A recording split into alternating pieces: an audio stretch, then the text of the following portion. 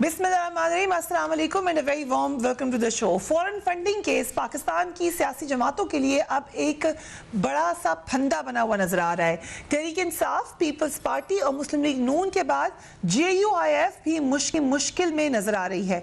मौलाना फजल रहमान पर लीबिया के साबिक सदर मुअम्मर गद्दाफी और इराक के साबिक सदर सद्दाम हुसैन से फंड्स लेने के इल्जाम लग रहे हैं और ये इल्जाम किसी और ने नहीं लगाए, कोई बाहर से आउटसाइडर नहीं लगा रहा, बल्कि खुद उनके इंतहाई करीबी साथी हाफिज हुसैन अहमद हैं जो ये बात बता रहे हैं।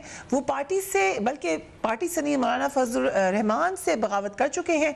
हाफिज हुसैन अहमद ने हमारे प्रोग्राम में मौलाना फजल रहमान पर पार्टी फंड अब बात पर खर्च कर देने का इल्जाम भी लगाया है। Let's watch him. Hafiz Hussain Ahmed और मौलाना मोहम्मद खान शेरानी और उन दोस्तों को पता था, हमने ये बात अपनी पार्टी के अंदर की, मौलाना ने इस पे माजरत की, मौलाना रो पड़े, उन्होंने इतराफ किया कि मैंने ये जो फंड आया था मैंने सेक्रेटरी नहीं बनाया, ये मेरी जाती अखराजात पे खर्च हो गए। पार्टी के अंदर ये बात आज भी रिकॉर्ड पर मौजूद है। मैं आज भी पार्टी से नहीं निकला हूँ। आपने कहा कि आपने पार्टी मैं बिल्कुल ये बात कहूंगा। तहरीक इंसाफ के रहनुमा फारूक हबीब ने JUIF के खिलाफ भी इलेक्शन कमीशन से रुजू कर लिया।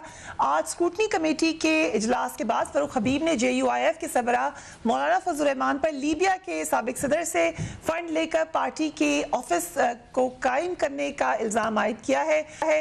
उन्होंने इलेक्शन कमीशन से दरख्वास्त की है कि हाफिज हुसैन अहमद को भी इलेक्शन कमीशन में तलब किया जाए। फारूक हबीब साहब हमारे साथ मौजूद है, जो आपने डिमांड की है वो भी देख लेते हैं। Let's watch him. रहमान साहब तो बबांगे दोहल अपने दफातर के बाहर तख्तियां लगा के बैठे हुए हैं कि पेशावर के अंदर जो इनका दफ्तर है, उस दफ्तर की जो फंडिंग है वो भी मुअम्मर गद्दाफी लीबिया से आई है।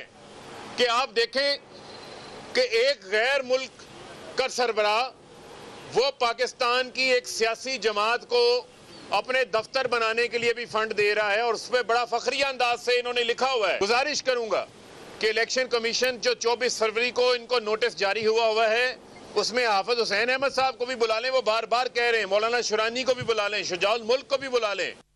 फारूक हबीब साहब, ये अच्छी बात है, पार्टीज को ट्रांसपेरेंट ही होना चाहिए, उनके फंड्स को ट्रांसपेरेंट होना चाहिए जिस दुनिया में है। सो अच्छा आपकी काविश है, लेकिन ये जो टाइमिंग है, जो बार बार सवाल आपसे होता है कि जब आपसे सवाल पूछा गया तो फिर आपको ख्याल आया कि दूसरी पार्टी से पूछें। देखिए बात ये तो कानून के अंदर मौजूद है ना। इलेक्शन कमीशन का जो पॉलिटिकल पार्टीज ऑर्डर 2002 की जो शिक नंबर 6(3) है, वो ये इलेक्शन कमीशन को ये इख्तियार देती है उनके दायरा इख्तियार में। और सबसे बड़ी बात जो है वो तो सुप्रीम कोर्ट का फैसला है ना फरिया, जो फैसला नवंबर 2017 में आया, जिसमें इलेक्शन कमीशन को सुप्रीम कोर्ट ने पाबंद बनाया है कि वो तमाम पॉलिटिकल पार्टीज के 5 साल का जो खाते जमा करवाए हैं उसकी स्क्रूटनी करें। अब आप देखें कि इनकी अपनी पार्टी के लोग इनका भांडा फोड़ रहे हैं। आपके ही टीवी शो के अंदर हाफिज हुसैन अहमद साहब ने लीबिया और इराक की फंडिंग का जो है वो जिक्र किया। उनके सबके टीवी शोज में ट्रांसक्रिप्ट लगाकर हमने इलेक्शन कमीशन में जमा करवाए हैं और बल्कि कल तो फुटेजेस सामने आ गई कि उनके अपने दफातर के ऊपर तख्ती लगी हुई है कि ये मुअम्मर गद्दाफी ने जो है वो फंड किया है। आज भी वहां पर JUI का ऑफिस मौजूद है। आज मेरी पेशावर में वहां पर सहाफ़ियों से भी बात हुई, वहां के लोगों से भी बात हुई जिन्होंने इस चीज़ को कंफर्म किया।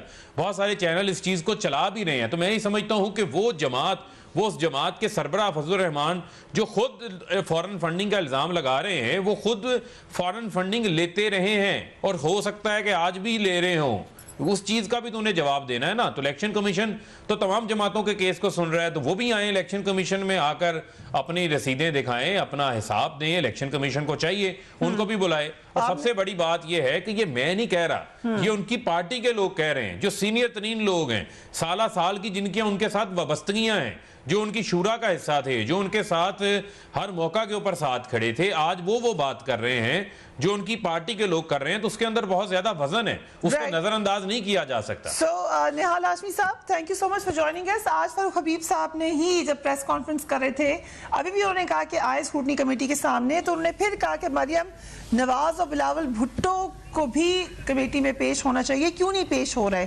तो अगर फॉरेन फंडिंग, आप तो कह रहे हैं इस मामले का हल निकले, आपने इसीलिए बाहर जाके प्रोटेस्ट भी किया इलेक्शन कमीशन के आगे, तो फिर पेश क्यों नहीं हो रहे निहाल हाशमी साहब? बिस्मिल्लाहिर्रहमानिर्रहीम, बहुत अच्छा सब्जेक्ट है आपका। देखिए, आमतौर पे जहाँ पे जमहूरियत है, ख़ास करके यूरोप ममालिक में जो रियासत है वो तमाम पॉलिटिकल पार्टीज़ को जब उनके इलेक्शंस होते हैं उसके मुताबिक फंडिंग करती है कि जिसने जितने वोट लिए, जिसकी जो साइज़ है। बदकिस्मत है हमारे मुल्क और हमारे ख़ित्ते में ये रिवाज नहीं है, ये कानून नहीं है। इसके लिए कानून साजी मेरे ख्याल से होनी चाहिए। दूसरी बात जो आपने की फॉरेन फंडिंग, बहुत अच्छी बात है। देखिए, जो केस सबसे पहले जो फ़ारूक हबीब साहब कह रहे हैं उनकी बात में दम है। उन्हीं के पार्टी के अकबर बाबर साहब ने उनके ख़िलाफ़ केस किया और वो केस 2014 से ज़ेर समात है और स्टेट बैंक का भी हवाला है कि 23 अकाउंट्स ऐसे हैं जो इमरान खान साहब हैंडल करते रहे हैं। और जो इमरान खान साहब ने अभी एडमिट किया कि जो मेरे 2 एजेंट थे उन्होंने शायद कोई गलती की हो, तो दूध का दूध पानी का पानी हो जाएगा। कोई केस फाइल हो जिसमें एविडेंस हो, जिसमें अकाउंट नंबर हो, जिस तरह से पीटीआई ने के ख़िलाफ़ फाइल हुआ है, कोई ऐसे एविडेंस और केस फाइल किया जाए। अगर मुस्लिम लीग, पीपल्स पार्टी, जेयूआई के हवाले से है तो ज़रूर करें। और ये हमें जजमेंट देने का हक इसलिए नहीं है कि फ़ारूक हबीब साहब तो जजमेंट दे रहे हैं कि देखिए, और फिर देखा ये जाता है इमरान खान साहब के हवाले से जो हमें ख़तरा है पाकिस्तानी अवाम को, वो ये है कि उसमें यहूद और हुनूद के पैसे शामिल हैं। कर्नल कज़ाफ़ी तो कोई यहूद भी नहीं थे और हुनूद भी नहीं थे और ना उनका कोई इस मुल्क में इंटरेस्ट था, ना उन्होंने कोई अपने नज़रिया फैलाने थे, ना कोई पाकिस्तान को। दोनों अल्हम्दुलिल्लाह इराक और लीबिया बड़े माने हुए। हाशमी साहब, आप ये कह रहे हैं कि अगर एक मसलक हो, एक मजहब हो तो ले लें और ना हो तो मत लें। ये तो नहीं, मजहब की बात नहीं है, पाकिस्तान के दुश्मनों की मैंने बात की है, पाकिस्तान के दुश्मनों की। तो बात सारी यह है कि पहले जो इनका है, और मरियम बीबी जरूर आएंगी, बार बार आएंगी इलेक्शन कमीशन को उनकी जिम्मेदारी याद दिलाने के लिए। हमारी पार्टी की सरबराह मरियम बीबी नहीं है। मरियम बीबी पाकिस्तानी अवाम की आवाज़ है और वो एक बड़ी वोकल आवाज़ है और वो आईनी और कानूनी बात बताने आती हैं। वो जमहूरी अंदाज में आती हैं, बताती हैं कि आईने पाकिस्तान में या सुप्रीम कोर्ट की जो जजमेंट है उसमें क्या कुछ लिखा गया है। तो जब भी हमारी पार्टी की जो अकाउंट है, जो हमारे असेसमेंट है, वो हमने जमा किया हुआ है।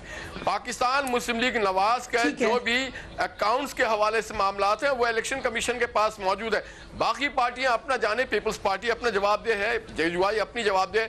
हमारी पार्टी, हमारी तो कोई इस तरह के, हमारे तो कोई दोस्त ही नहीं है जो इस तरह से। लेकिन सवाल तो पूछे हुए हैं, फॉरेन फंडिंग हमारी कोई फॉरेन फंडिंग नहीं है और ऐसे लोगों से कोई फॉरेन फंडिंग नहीं है जो गैर पाकिस्तानी हो, जो पाकिस्तानी शहरी भी ना। हमारी ऐसी कोई फॉरेन फंडिंग नहीं। ये तो इमरान खान साहब चंदा लेने के माहिर हैं, वो बता सकते हैं कि उन्होंने किस किस से और कहां कहां पे चंदा लिया। चंदा के माहिर हम नहीं है, चंदा के माहिर वो हैं। ठीक है, नईमा किशोर साहब हमें ज्वाइन करिए JUIF से। Thank you so much ma'am for joining us. Hafiz Hussain sahab आपके पुराने साथी हैं, वो कह रहे हैं कि शूरा के सामने ये बात हमें बताई गई कि फंडिंग कहाँ से ली गई। आज फारूक हबीब साहब कॉन्फ्रेंस भी की और वो फुटेज भी दिखा रहे हैं कि आपके ऑफिस के तो बाहर तख्ती लगी हुई है कि हमने मामर कज़ाफ़ी से ये पैसे लिए थे। इस बारे में पार्टी की क्या राय है? बिस्मिल्लाहिर्रहमानिर्रहीम। आपकी पूरा प्रोग्राम मैंने नहीं सुना, आपने मुझे अभी फोन पे दिया, मुझे नहीं पता कि आगे पीछे आपका क्या बातें हुई है। लेकिन जहाँ तक आपके सवाल का ताल्लुक है कि जब हाफिज साहब फरमा रहे तो वो खुद ओहदेदार रह चुके हैं, तो फिर तो ये उसको पता होगा फिर उसने क्यों ली। अगर वो ये इल्ज़ाम लगा रहे हैं और अब तक इनको नजर नहीं आ रहा था, जब पार्टी से निकल गए तो अब उनको नजर आ गया कि हम फॉरेन फंडिंग ले रहे थे और उनसे ले रहे थे या इनसे ले रहे थे। और अब हम ये भी सुन रहे हैं कि एक पीटीआई का जो एक MNA साहब है वो इलेक्शन कमीशन में जा रहे, तो अब तक क्यों नहीं जा रहे? जब PDM ने फैसला किया, इलेक्शन कमीशन के सामने एहतजाज किया, कई सालों 7 साल से तकरीबन इनका फॉरेन फंडिंग केस जब लटका हुआ है उसका जवाब नहीं दे सकते, और अब इन्होंने खुद मान लिया कि हाँ हमें फॉरेन फंडिंग हुई है। हमारा सदर साहब के वो उसमें भी इन्वॉल्व है और बहुत सारी चीजें। जो आपके ऑफिस के बाहर तख्ती लगी हुई है उसको देखकर कभी किसी ने नहीं पूछा कि ये फंड क्यों लिया गया है किसी और मुल्क से? हमारे कौन से ऑफिस के बाहर तख्ती लगी है कि हमने किसी से फंड लिया है? फारूक हबीब साहब कह रहे हैं कि लाहौर ऑफिस तो वो कह रहे हैं, तो आपने उसके कहने पे यकीन कर लिया। हमारा तो जो स्टेट डिपार्टमेंट स्टेट बैंक कह रहा है कि 23 अकाउंट है, उस पे किसी को यकीन नहीं रहा। वो 23 अकाउंट की भी हमें जरा डिटेल चल रही है अभी, आप देख सकती हैं, टीवी ऑन करके भी देख सकती हैं, किसी जगह भी देख सकती हैं। पेशावर ऑफिस कभी गई हैं आप JUIF के?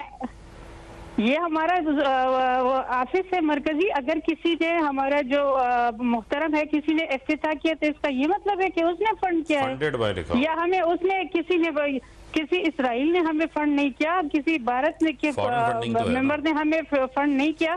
अगर हमारी इस्लामी ममालिक को हम उनसे इफ्तिताह करवाते हैं या वो अगर फर्ज करे अगर आपके कहने के मुताबिक वो डोनेट करते तो उसमें कोई बुरी बात तो नहीं, इसराइल ने हमें नहीं किया, भारत ने तो हमें नहीं किया। हम तो ये नहीं कहते कि मोदी ने किया है या उसने किया है, इसराइल ने किया है। राइट, इसका भी जवाब लेते हैं फरूख हबीब साहब से कि मोदी और इजराइल से फंड लेने का इल्जाम लगता है आप पे। ये बात मरीम नवाज ने खुल के भी की। क्विक ब्रेक ले रहे हैं, फरूख हबीब साहब से ये बात पूछते हैं राइट आफ्टर ब्रेक।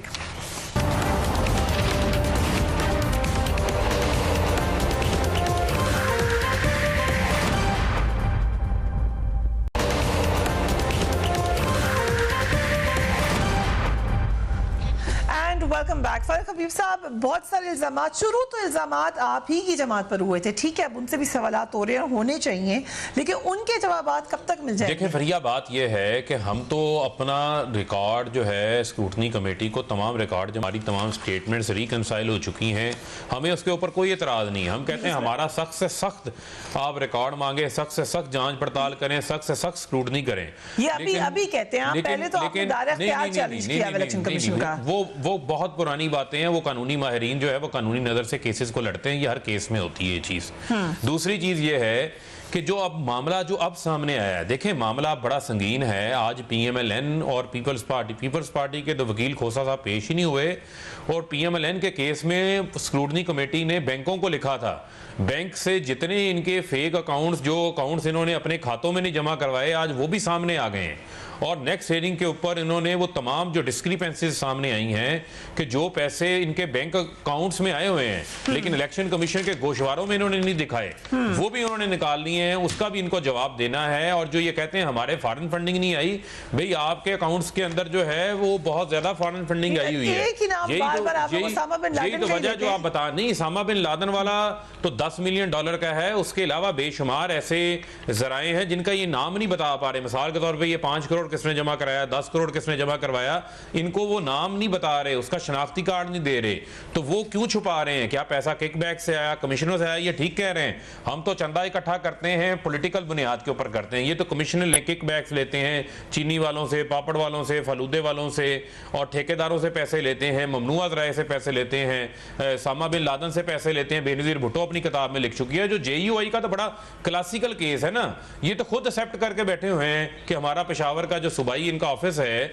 वो फंड से बना है मोमर कज़ाफी के, और फंडिंग जो है वो आपकी गैर मुल्की फंडिंग है, ये मजहब की बुनियाद पे नहीं हो। जहां तक इसराइल की बात करते हैं, मरियम साहिबा जो है उस मौका के ऊपर भी उनका झूठ खुल के साबित हो गया जब अगले दिन आकर अमेरिका का आसिफ चौधरी, जो गुजरावाला कामोकी का रहने वाला है, कई दहाइयों से अमेरिका में मुकीम है, उसने $200 दिए हैं। ये कह रहे थे अरबों रुपया फंडिंग आई है इसराइल से, बताएं कहां से आई है?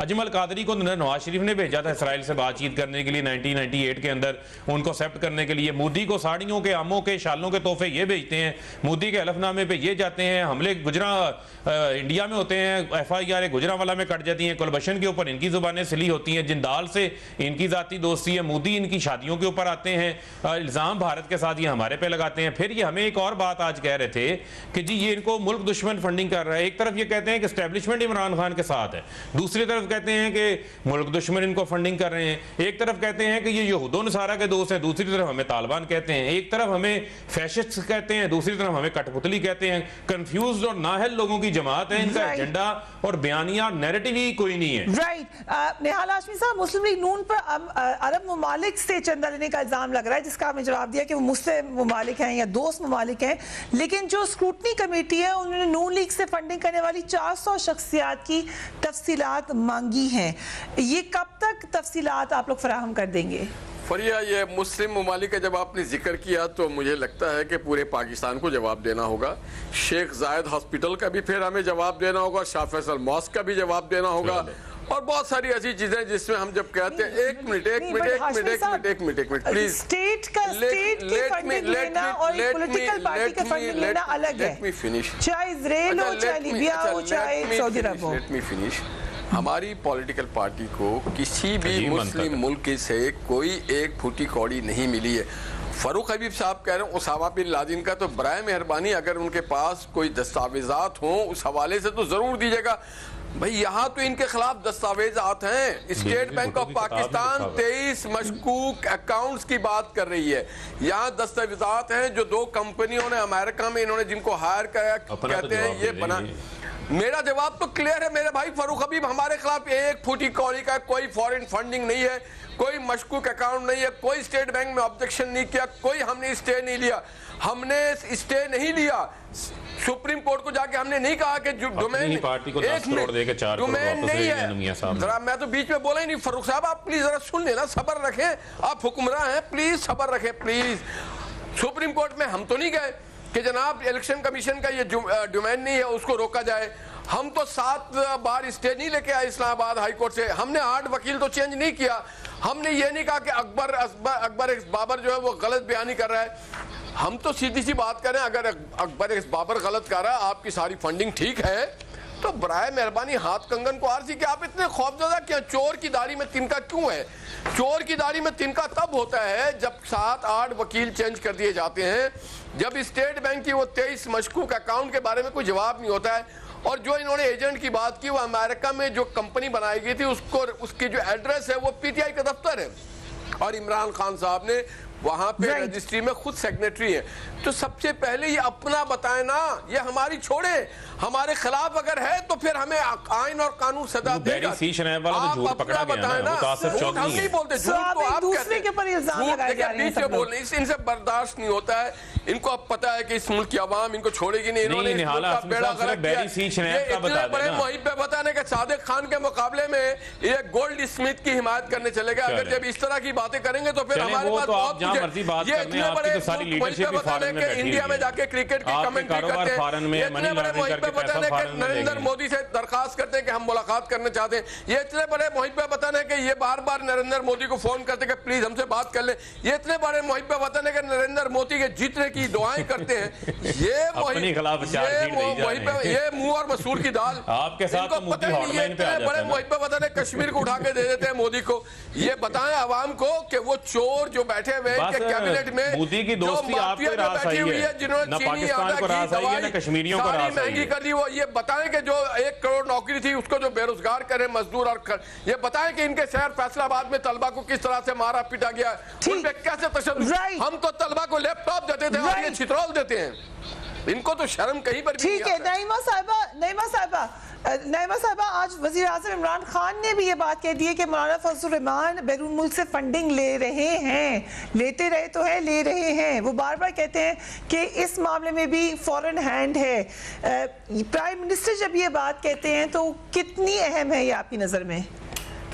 ये तो हमारे प्राइम मिनिस्टर की नाअहली है कि वो सिर्फ कहते हैं, करते नहीं है। अगर ले रहे तो दिखाओ ना, आपके अंडर है सारे इदारे, आप कैसे क्यों है? 24 घंटे ये फरूक हबीब साहब से ये लाइव कमेंट्री अगर बंद कर दे तो मेहरबानी होगी। जब ये बोलते हैं हम खामोश होते, तो काइंडली जरा दूसरों को भी सुनने की हिम्मत करे। 24 घंटे आप बैठ के टीवी पे चले प्राइम मिनिस्टर का मामला छोड़ दें। प्राइम मिनिस्टर को ठीक है, आप अपोजिशन में है, लेकिन अपनी पार्टी के मेंबर को, जैसे हम इनको कहते हैं पीटीआई को कि अकबर एस बाबर इन्हीं की पार्टी के थे, इसी तरीके से हाफिज हुसैन साहब तो बहुत सीनियर मेंबर हैं, उनकी बात में कोई तो वजन होगा आपकी नजर में?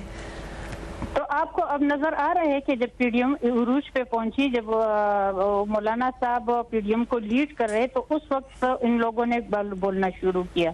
तो इससे सबको, एक आम बंदे को भी अंदाजा होता है कि क्यों ऐसे लोग को निकाल के खड़ा किया जाता है और उनसे फिर इस किस्म की बातें करवाई जाती है।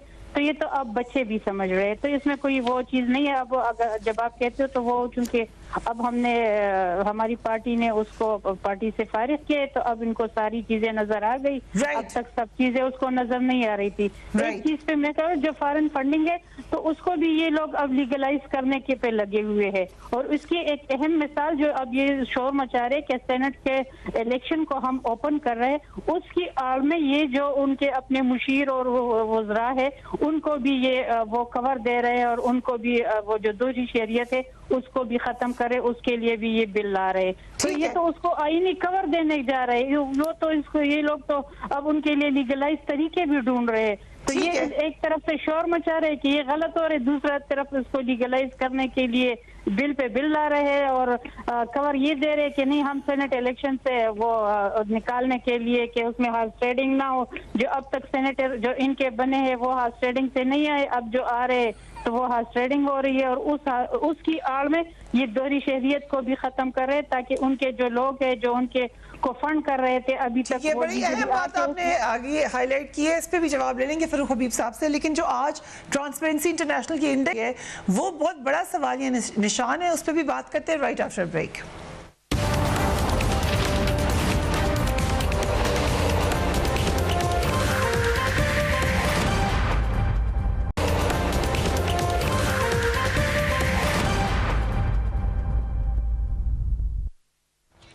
Welcome back. ट्रांसपेरेंसी इंटरनेशनल ने अपनी रिपोर्ट में ये कहा है कि पाकिस्तान में साल 2020 में करप्शन बढ़ी है और 2019 के मुकाबले में साल 2020 में पाकिस्तान का स्कोर कम हुआ है। रिपोर्ट में पाकिस्तान के हवाले से कहा गया है कि 2020 में पाकिस्तान ने 100 में से 31 पॉइंट्स हासिल किए। पाकिस्तान का आलमी रैंकिंग में 180 ममालिक में से 124वां नंबर है, जबकि 2019 में पाकिस्तान का स्कोर 32 था, जबकि और 120वां नंबर था उनका उस वक्त। और ये वो पार्टी है जिसके बारे में क्या कहा जाता था, ये भी देख लीजिए। प्राइम मिनिस्टर इमरान खान क्या कहते रहे, लेट्स वॉच दैट।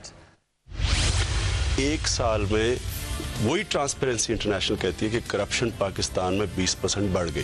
पाकिस्तान की हुकूमत दुनिया की करप्ट तरीन हुकूमतों में ट्रांसपेरेंसी इंटरनेशनल के मुताबिक समझी जाती है। ट्रांसपेरेंसी इंटरनेशनल उसके मुताबिक पिछले 4 साल में पाकिस्तान में जो करप्शन और टैक्स की चोरी हुई वो है 8,500 अरब रुपया। ट्रांसपेरेंसी इंटरनेशनल कहे कि पाकिस्तान ने माशाल्लाह एक ही जगह तरक्की की और वो करप्शन में तरक्की की है, तो फिर अवाम की खिदमत, अवाम जब करप्शन होती है तो अवाम करप्शन की कीमत महंगाई के जरिए देती है। फरूख हबीब साहब, ये क्या मसला है? चीनी की प्राइस बढ़ जाए, आटे की प्राइस बढ़ जाए, करप्शन भी बढ़ जाए, हर चीज़ बढ़ा क्यों रहे हैं आप लोग? देखें, बढ़ाने का मामला नहीं है। जो ये ट्रांसपेरेंसी इंटरनेशनल की बात आई है इसमें 7 शोबों के ऊपर बात हुई है, जिनमें से 5 शोबों के ऊपर तो उन्होंने कोई नहीं कहा कि कोई इसके अंदर जो है करप्शन में जो है वो करप्शन में इजाफा हुआ है। जहाँ तक रही बात, वो बात उसके अंदर लोअर जुडिशरी के हवाले से है और एक और इदारा है उसके हवाले से बात की गई है। तो यकीनन आप ये देखें कि बड़ी मेहनत करके ये साबका हुकूमतों ने हमारे मुल्क के निज़ाम को करप्ट बना के गए हैं, सिस्टम को करप्ट करके गए हैं, ऊपर से लेकर नीचे तक करप्ट करके गए हैं। मैं सिर्फ आपको मोटी मोटी मिसालें देना चाहता हूँ कि मरियम नवाज साहिबा कल कब्जा ग्रुप के साथ प्रेस कॉन्फ्रेंस कर रही थी, जो उनको 50-50 लाख के हैंडबैग देता है, जो उनकी 6-6 करोड़ के जमानतों के मुचलके भरता है। कल उनके साथ जाके खड़ी हो गई, उनसे खाली जो है अरबों रुपए की जायदादें जो हैं वो वागजार करवाई गई हैं। इसमें जो है वो लंबी लिस्ट है। खुरम दस्तगीर साहब हैं जिनसे पेट्रोल पंप 3 अरब का खाली करवाया गया।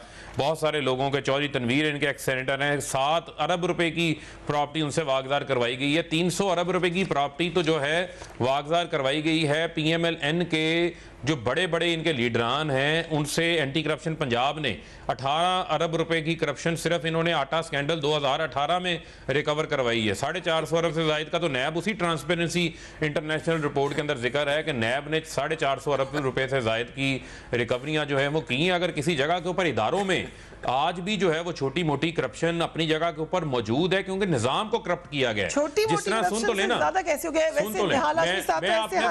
सिर्फ फ्री 30 सेकंड देते मुझे, 30 सेकंड। देखें, जहां पर इदारों को तबाह बर्बाद किया गया वो उनको ठीक करना हमारे लिए चैलेंज है। तो इस करप्शन को शिकस्त देना भी, सुन लें, इस करप्शन को शिकस्त देना भी हमारे लिए चैलेंज है। हम पुरज़म हैं, इसी वजह से तो हम इनको NRO नहीं दे रहे कि बड़े चोरों को NRO दे दें तो फिर छोटे चोरों को भी खुली छूट मिल जाएगी। ठीक करनी थी करप्शन। खान साहब ने बात की थी। देखें, बात यह है कि 120 पे तो ये पहुंचा के गए ना, 120 पे पहुंचा के गए। 124 पे सुन तो लेना, सुन लें। Right. जिन लोगों ने 1 से लेके 120 पॉइंट्स का इजाफा किया, आज 4 पॉइंट आप हमारे ऊपर ना डालेंगे। जो गाड़ी 5वें गियर में डाल के गए हुए हैं, उसको स्लो करने में, ब्रेक लगाने में भी टाइम लगेगा। लोगों के अंदर करप्शन सरायत की हुई है, वो कल्चर है करप्शन का, रिश्वत दे के गलत काम करवाने का, उसको रोकने में वक्त लगेगा। इदारों को मजबूत करने के ऊपर वक्त लगेगा। एंटी करप्शन कार्रवाई नहीं कर रही। एक मिसाल दूंगा फ्री आपको, पिछले 5 साल में एंटी करप्शन पंजाब का बजट था 2 अरब रुपया, रिकवरी थी 0। आज 2.5 साल में 350 अरब रुपया इन्हीं लोगों से निकाला है जो स्टेट लैंड के ऊपर कब्जा करके बैठे हुए। ओके, जनरल साहब भी हमारे साथ मौजूद है, बट हाशमी साहब आप बहुत ज्यादा हंस रहे हैं, तो जल्दी से बता दीजिए कि ये कसूर आप लोगों का ही है, पीटीआई कह रही है। देखिए, बड़ी मुझे इतना हंसा रहे थे हबीब अकरम साहब, बहुत हंसाया उन्होंने कि जो रिकवरी हुई। देखिए, बात बड़ी सादा सी है और बड़ी सिंपल सी है कि हमने नहीं, इनकी अपनी बनाई हुई कमीशंस ने, कमिटीज़ ने कहा दवाई में करप्शन हुआ है, पेट्रोल में करप्शन हुआ है, चीनी में करप्शन हुआ है, आटे में करप्शन हुआ है, और वो सारे कैबिनेट में बैठे हुए लोग थे। मैं नहीं कह रहा हूँ, ये खुद कह रहे हैं। और जो इन्होंने अभी लैंड माफिया और वगैरह कहा, तो इनके यहाँ माशाल्लाह अलीम खान से लेके इमरान खान नियाजी तक बैठे हुए हैं। देखें आप, बात सारी ये है कि जो आपने खोखर बरादरी के मकान को तोड़ा है, उसमें हाई कोर्ट का स्टे था। आप काश के पहले जाके बनी गाला के वो नाजायज मकान को तोड़ते जो नक्शा पास नहीं हुआ था, तो लोग कहते मैं। फिर ट्रांसपेरेंसी ने ठीक कहा, इमरान खान की बात को दोहराया। जनाब इमरान खान साहब कहा करते थे कि अगर कहीं करप्शन हो तो समझ लेना वजीर आजम चोर है, अगर महंगाई है तो समझ लेना वजीर आजम चोर है, अगर बेरोजगारी है तो समझ लेना वजीर आजम चोर है। तो ये हम नहीं कह रहे, ये आईना आप उनको दिखा रही हैं।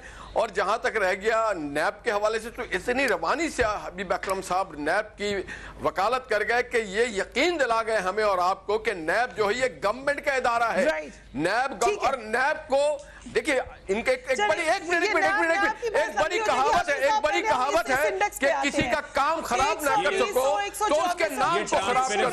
इस हुकूमत ने हमारे काम तो नहीं खराब किया, मगर हमारे नाम खराब करने की कोशिश में है। ये हमारा काम नहीं खराब कर सकते। वो लोग देख रहे हैं मेट्रोवे के शक्ल में, मोटरवे के शक्ल में, ऑरेंज कॉलेज में, यूनिवर्सिटी में नाम खराब करना चाहते हैं हमारा। और कुछ इनके बस में तो कोई काम करना है नहीं। ये तो काम करने के लिए आया नहीं, ये तो काम बिगाड़ने के लिए आया पाकिस्तान का। ठीक है जनरल अमजद शुएब, अगर आप मुझे बता दें कि ये हम किस बात पे रोएं, या तो हम बड़े अच्छी, पहले हमारी कोई परफॉर्मेंस होती वो भी अच्छी नहीं है, अब उतनी भी नहीं रही, उससे भी मजीद खराब हो गई है, हम यही बताते रहेंगे किसका कसूर है, इसको ठीक किसने करना है, कब करना है? बिस्मिल्लाहिर्रहमानिर्रहीम। देखिए जी, बात यह है कि ये कोई कहे कि करप्शन नहीं हुई, करप्शन तो बेतहाशा हुई है। अगर ना हुई होती तो मियां साहब जो हैं वो इतने झूठ बोलते, उनकी फैमिली इतना झूठ बोलती, या वो सुप्रीम कोर्ट में जाली डॉक्यूमेंट्स जमा कराते, फैब्रिकेटेड डॉक्यूमेंट्स, या वो लोगों की फिल्में लिए फिरते वीडियोस के जी हम अगर ये नहीं करेंगे तो हम फिर ले आएंगे फिल्में, मियां साहब दिखा देंगे। ये ब्लैकमेलिंग करनी पड़ रही है सिर्फ इस वजह से करप्शन से। लेकिन दूसरी तरफ ये हुकूमत भी नाकाम। हम इसको क्या करें कि हुई, हमें तो ये कहा गया था। जनरल साहब से अर्ज है अदब से, सुप्रीम कोर्ट और नैब कोर्ट ने करप्शन का नहीं कहा उनके ऊपर, बरी कर दिया उससे। देखें बात कर लेने देना उनको। तो कहा गया था कि करप्शन का पैसा भी वापस लाएंगे, चोरों को सजाएं भी देंगे। अब ये काम नहीं हुआ, और इसमें बहुत सारे अवामिल कुछ फर्क अभी जिक्र कर रहे थे, लेकिन उससे अलावा भी हैं। अदालतें कम हैं, सुप्रीम ने कहा जी, सुप्रीम कोर्ट ने कहा मजीद अदालतें बनाएं, हुकूमत नहीं बना रही। हुकूमत ने बैठ के एक स्ट्रेटजी वर्कआउट करनी चाहिए कि ये करप्ट माफिया बड़ी मजबूत है। ये ऐसे नहीं है कि हम नारा लगा दें कि जनाब हम करप्शन खत्म करेंगे तो खत्म हो जाएगी। नहीं, ये तो बहुत बड़ी एक जंग है। यहाँ करप्ट माफिया है, उनके पास पॉलिटिकल इन्फ्लुएंस भी है, उनके फॉलोअर्स भी हैं, उनके पास इक़्तिदार भी है सूबे में, उनके पास पैसा भी इतना है कि जिसको चाहे खरीद लें। फिर आपकी स्ट्रेटजी है क्या? क्या ये अदारे जो आज करप्शन को खत्म करने के चक्कर में है, क्या ये खुद तो नहीं करप्ट हो गए बिल्कुल कि इनमें पैसा लग रहा है और आपको आगे रास्ता नहीं मिल रहा? 2.5 साल में या 2.25 साल में अगर नैब और अदालतें वगैरह एक भी मेगा करप्शन का केस न नतीजे तक पहुंचा चुके हों तो फिर आप क्या कहेंगे? ठीक, 10-10 साल से पड़े हुए हैं। मैं आपको बता रहा हूं कि नैब से उनकी डॉक्यूमेंट चोरी हो चुकी है नीचे से। ये यूसुफ गिलानी का केस ले लें, डॉक्टर आसम का ले लें, शर्जील मेमन का ले लें, सारी जिंदगी टकरे मारते रहे, आप इनको नहीं कर सकते। जब निजाम आपके मुखालिफ खड़ा है, आप देखिए कि जब शर्जील मेमन पाकिस्तान आया, उसका जुलूस निकाला, सर पे ताज पहना के पूरा, यानी माशरे की बेहसी और हुक्मरानों की दीदा दिलेरी देखें आप। और शराब की बोतलें वो शायद बदलती गई, वहीं उनके डॉक्टर भी टेस्ट कर करके यही कहते गए। तो माशरा तो है, लेकिन आपको तो स्ट्रेटेजी भी पता करनी थी ना कि आप एक ताकतवर, एक बहुत बड़ी माफिया को, बड़ी जैसे सिसिलियन माफिया कहा गया, आप उस ताकतवर माफिया से टक्कर लेने जा रहे हैं, तो आपकी स्ट्रेटेजी है कि आप करेंगे कैसे? राइट, हम एक ब्रेक ले रहे हैं and we will be right back.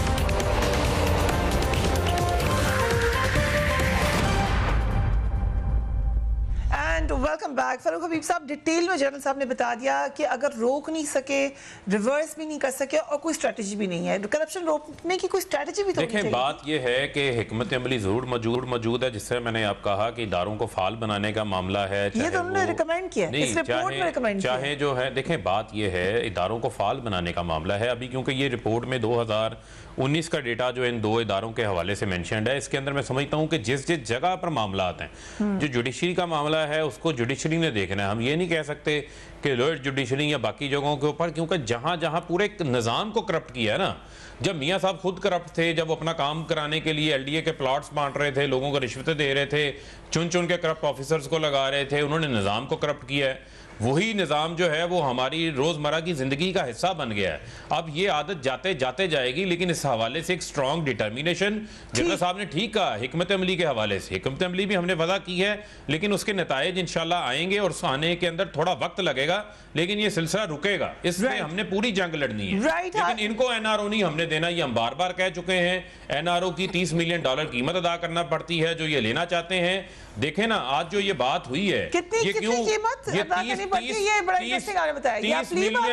30 million dollar कीमत अदा करना पड़ी एनआरओ की। कितनी कीमत ब्रॉडशीट में आया ना, 30 मिलियन डॉलर। अगर उस वक्त मुशर्रफ साहब इनको एनआरओ ना देते, हाँ, पहले आप लोग कहते थे ये आपका ब्रॉडशीट जो है ये आप लोगों के लिए सरखरू हो गया है, आज आप उसे फ्रॉडशीट कह रहे हैं। ये इनका दोहरा बयानिया है, बयान बोलते हैं गिरगिट की तरह रंग बदलते हैं। हाशमी साहब, क्या पाकिस्तान में करप्शन हम समझ नहीं, आप नवाज शरीफ की पहले दिन की मरियम की ट्वीट्स दिखाएं ना, तो कह रहे थे अल्हम्दुलिल्लाह हम सरखरू हो गए ब्रॉडशीट के फैसले। करप्शन होती है, जफरिया आपने उर्दू में तर्जुमा बताया, दवाई महंगी हो जाती है, आटा महंगा हो जाता है, चीनी महंगी हो जाती है, पेट्रोल महंगा हो जाता है, LNG महंगी हो जाती है। जब करप्शन होती है, जब नैब जाकर के ब्रॉडशीट से मुआहदा करता है और नैब का प्रोसिक्यूटर जनरल जाके उनका विटनेस बनता है, बिल्कुल होती है, करप्शन तो होती है।